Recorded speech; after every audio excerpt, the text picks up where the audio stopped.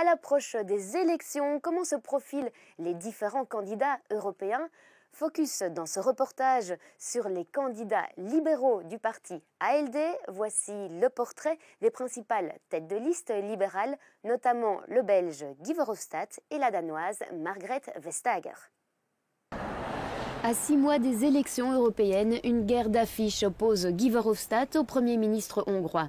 Ce dernier l'accuse de vouloir favoriser une immigration massive vers l'Union européenne. Le politicien belge contre-attaque en accusant Viktor Orban de se focaliser sur l'argent européen.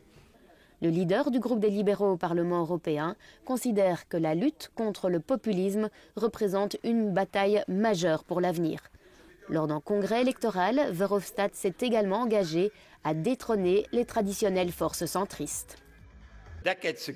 Depuis des décennies, le pouvoir est monopolisé par deux partis. Les socialistes d'un côté, les conservateurs de l'autre. Je suis persuadé qu'une chose va changer lors des élections de 2019, que nous allons abandonner ce système politique dépassé pour créer un nouveau mouvement ensemble.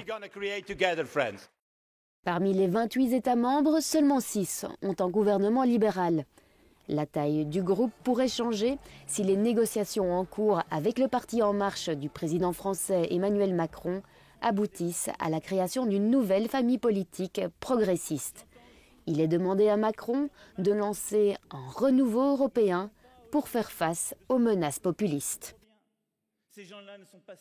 La force du peuple européen, c'est d'être plusieurs peuples. Quand la peur revient, quand l'inquiétude à l'égard du monde est là, quand le doute s'installe dans nos démocraties, la colère repart et avec elle les vieilles haines, les pires haines. Emmanuel Macron s'oppose totalement aux candidats de la LDE, les considérant comme une prérogative du Conseil européen. Le parti ALDE a présenté son équipe pour l'Europe. Elle compte 7 noms, 5 femmes et 2 hommes, dont Guy Verhofstadt.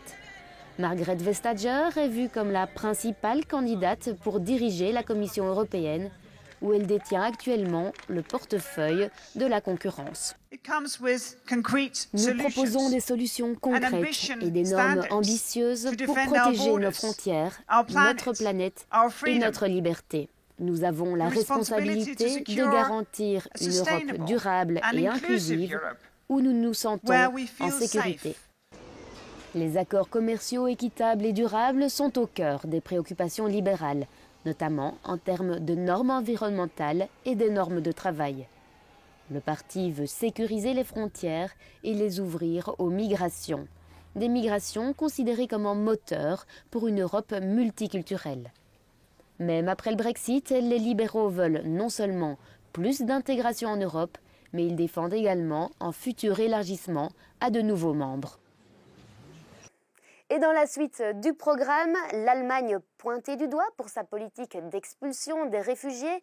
Cap sur l'Antarctique, nous verrons comment les phoques et les pingouins contribuent à la préservation de la biodiversité. Enfin, le cri de ralliement lancé par le principal lobby des agriculteurs européens. Le Conseil de l'Europe reproche à l'Allemagne sa politique d'expulsion des réfugiés. Un rapport du comité anti-torture réalisé lors d'une visite en 2018 révèle que l'Allemagne doit améliorer la manière dont elle expulse ses ressortissants étrangers. D'après ce rapport, les expulsions sont généralement menées avec professionnalisme, hormis le cas de 2 hommes résistants.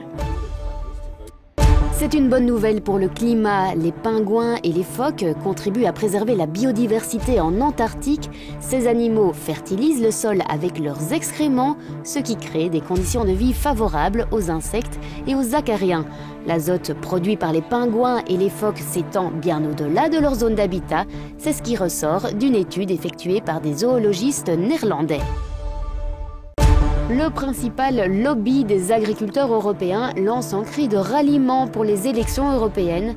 Il appelle tous ses membres à voter et à préciser leurs attentes. Dans leur déclaration, il demande à l'Union de préserver le budget consacré à la politique agricole commune. Le lobby veut rendre l'agriculture plus attractive pour les jeunes fermiers, notamment en investissant davantage dans le bio.